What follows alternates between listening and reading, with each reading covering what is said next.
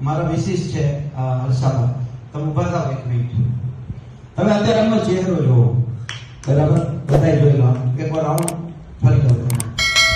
હવે અહીંયા જ્યારે અમે આવ્યા, બરાબર, ત્યારે અહીંયા જે હતા અને જે બીમાર હતા 2 દિવસ, વોમિટિંગ ચાલુ કન્ડિશન હતી.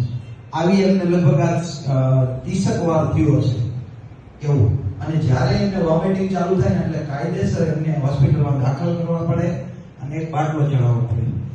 મેં કીધું કંઈ કરવું નથી. અને મને ખબર હતી કે શિબિરનો જે વાતાવરણ જે છે, આની જે ઓરા છે એ એટલી બધી પોઝિટિવ છે કે એમાં કંઈક તો મારે જે રિઝલ્ટ લાવવું છે એ આવશે.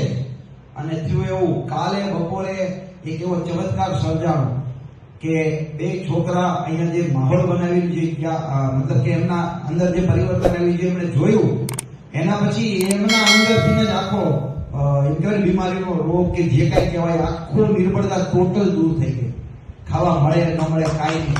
અત્યારે એમનો ચહેરો એવો છે, તમે બધા છો ને કે સહેજે બીમારી હોય નહીં એવો એમ. અને 2 દિવસ પહેલા તમે જ બધાએ જોયું કે એ કેવી રીતે અહીંયા હતા એમ.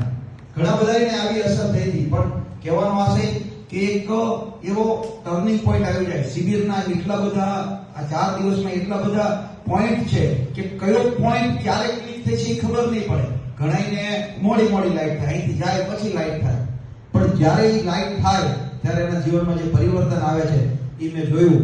મારી લાઈફમાં આ જે લોકોને મેં શિબિર કરાવી, મારી ફેમિલીને, એવી રીતે હજુ વધારે ને વધારે જેટલા લોકો આ શિબિરનું આયોજન કરી અને અહીંયા શિબિર કરે અને આ ઘર સંસ્થા પછી કુટુંબ જે કંઈ સિસ્ટમ ચાલે છે આપણી સામાજિક, એ બધામાં એવી રીતે જીવે કે જેના માધ્યમથી પોતે આનંદમાં રહે અને આખી દુનિયાને આનંદમાં રાખે. જય હિન્દ.